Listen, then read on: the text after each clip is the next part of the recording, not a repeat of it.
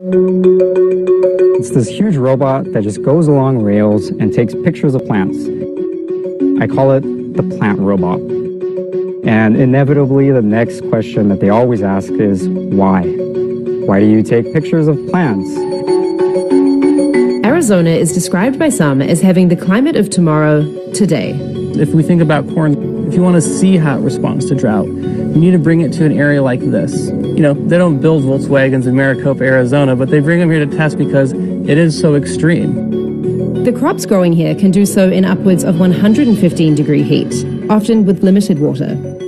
So as the world's climate changes, how will farmers grow the crops of the future? These scientists want to figure that out. Thinking about the future, we need to start planning for it now. Because if we don't, we're going to arrive at a situation in 50 years where we're not equipped to deal with it. Basically, it'll change the way we live.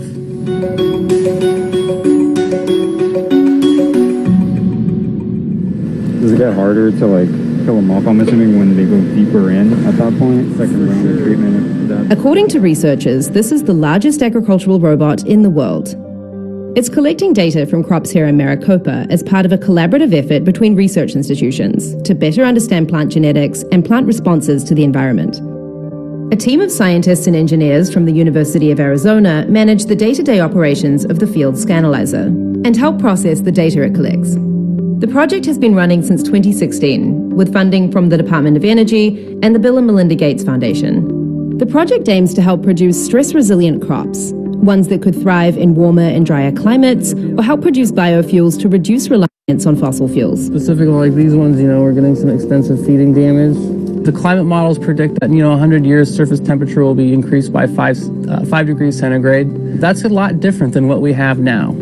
And we aren't going to be able to develop plants fast enough to meet that change in the environment. Scientists are still trying to figure out how likely that is. But Paulai and his team are hoping to produce plants that can withstand the warmer temperatures forecast by several climate models.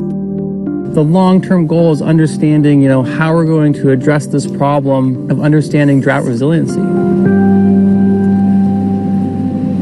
You'll notice it has this large bank of LED lights. How this camera operates is it basically sends out a saturating pulse of light that quenches all the photosystems within the plant, and then we take a series of about 100 images in about 2 seconds. The 30-ton scanner, referred to by the team as the gantry, uses sensors and cameras to capture detailed images of the width, length, shape, and angle of individual plant leaves. A single scan can generate more than 15,000 individual photos.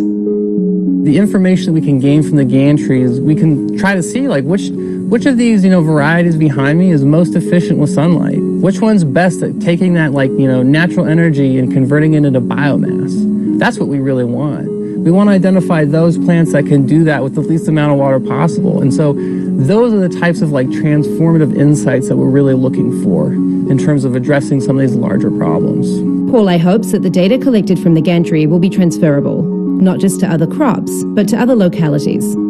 The technology driving this project is really not anything special, but it's more about the integration of all these various different components. What I hope it'll enable, sustainable farming, sustainable production of nutritious calories for people.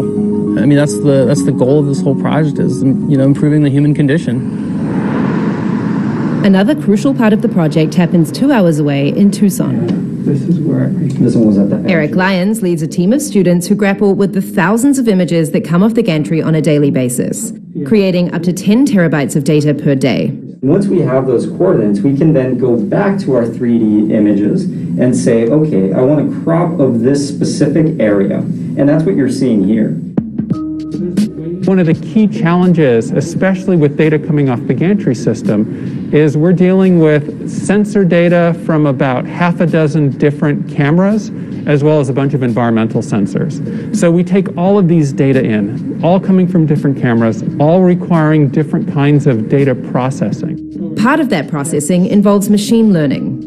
Lyon's team is dealing with thousands of images on a daily basis. Machine learning algorithms help them stitch these photos together, as well as identify individual plants and track their progress over time. Ideally, we'd love to have predictive models. Often these are going to be based on machine learning methods in order to say, before we plant a plant, How is this going to perform given some scenario over its growing season? How will it perform in a storm? How will it perform in a drought? How will it perform with excessive heat days? How will it perform if it's particularly cold and damp? While algorithms are making the job of processing this data easier, the project still requires a human touch. That was the case. Emmanuel Gonzalez is a grad student at the University of Arizona. He splits his time between the computational side of the project in Tucson and working with the crops in Maricopa. It's really important to have an exposure to both. There's the whole computational aspect, but there's also spending time with the plants. There's a sense of other information that you get just from being here. The smaller details, such as, how close are the plants, how do they feel? My hope is that as a breeder in the future, I can collect data that can inform growers into growing their crops more sustainably. And what that would hopefully translate into is also making this technology available widespread, not just to farmers here in the United States, but also casting a wider net, right, throughout the world. My family grew up in Mexico, right, and we have very similar weather. I don't really like to focus in on one thing. I always like to see things from a global perspective. So this is 30 days out from flowering. So basically right now our biggest risk is like ensuring that we get the plants to actually flower. And so any type of damage just begins to accumulate. It's still early days, but the team here hope that this data could help the farmers of the future grow successful crops in what could be increasingly challenging conditions.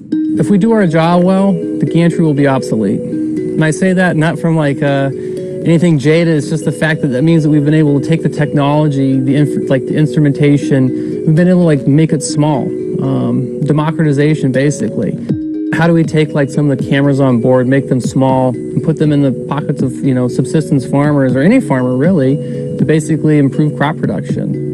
I think in the future, farmers are going to rely increasingly more on technology. I mean, at the moment, they already do. There are sensors that they mount on tractors, and they have subscriptions to a variety of different geospatial technology out there. And that's just going to increase.